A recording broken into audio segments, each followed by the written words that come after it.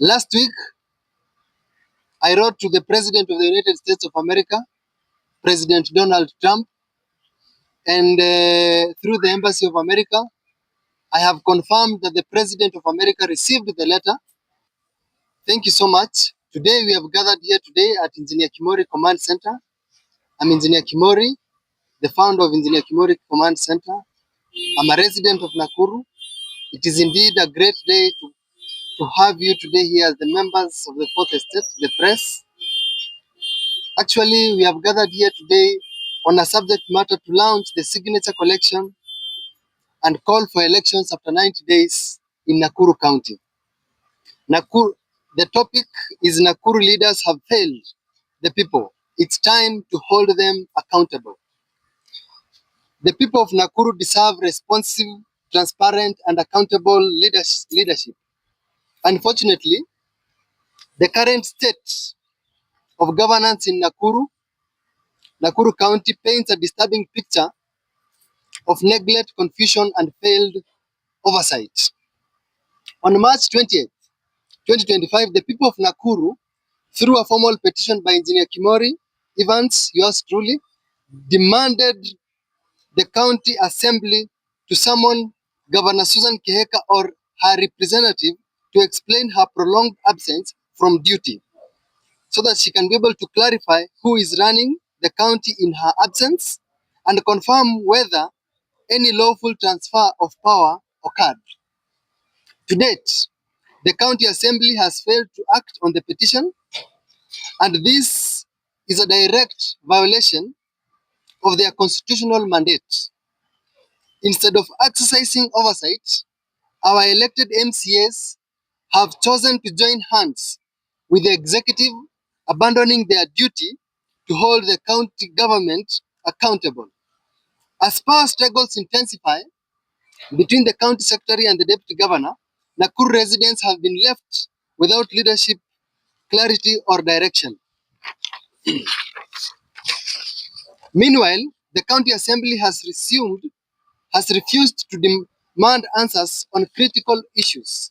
And these are the critical issues: the continued closure of War Memorial Hospital, leaving residents without essential health care despite a court order directing its reopening.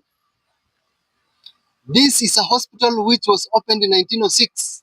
It has been running for more than 100 years, but it is a total disregard of the people of Nakuru, and so shameful by the governor to close that hospital despite a court order directing its reopening. The mysterious case of a missing child, baby Mercy Chepngeno, at county morgue with no accountability. The frequent arrest and harassment of young people by the Kenya Wildlife Services without any response from the county leadership.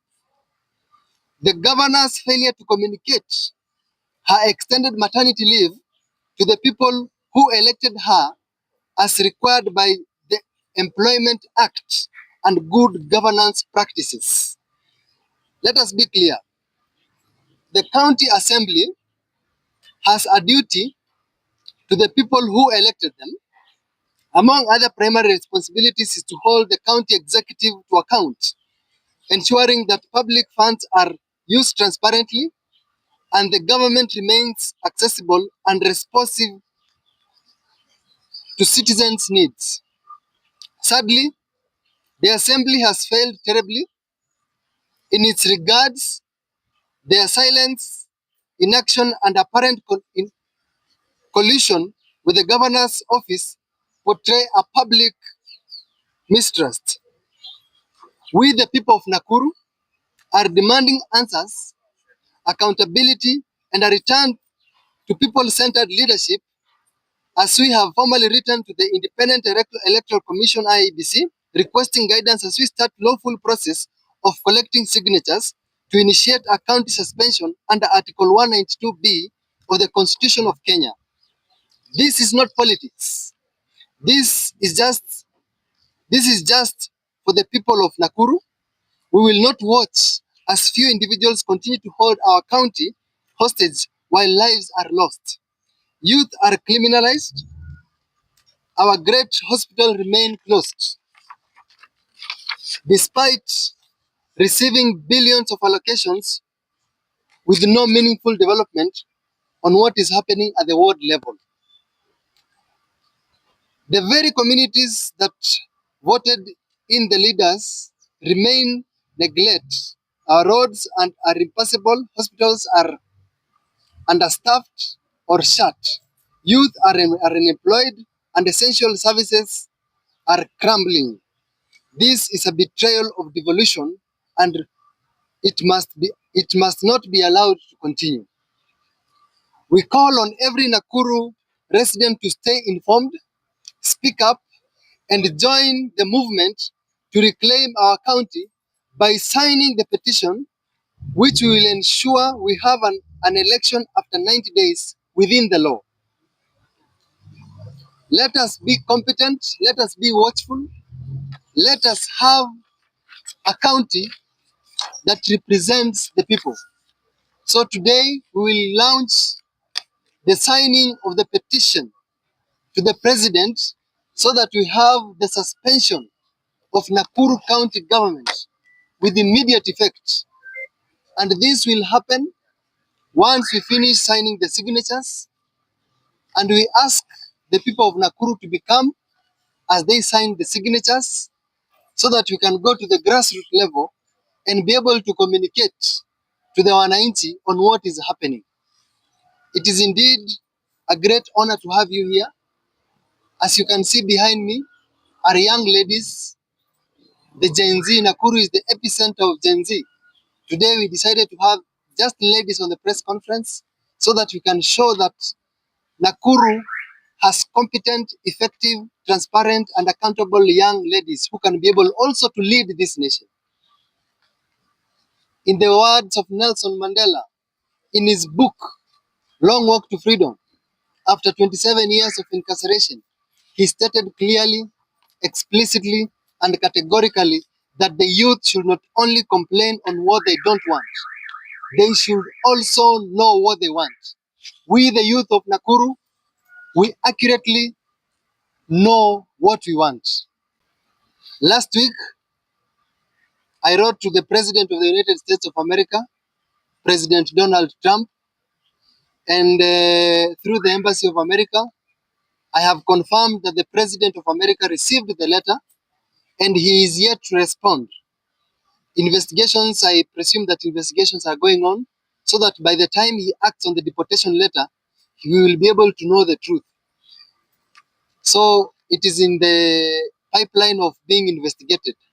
Secondly, the ladies who respond, the Keopa gang, to me, I call them the discombobulated coquette gang who are confused in parliament and they don't know what they are doing.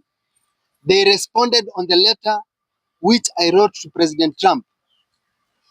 In fact, they could be bright enough to come to Nakuru under their jurisdiction as members of parliament and do a statistics of how many women have been affected by just mere the closure of War Memorial Hospital. Instead of doing that, they responded on my letter, which is a gigantic tragedy and a total disregard of the people who elected them. So to me, we are going back to wananchi.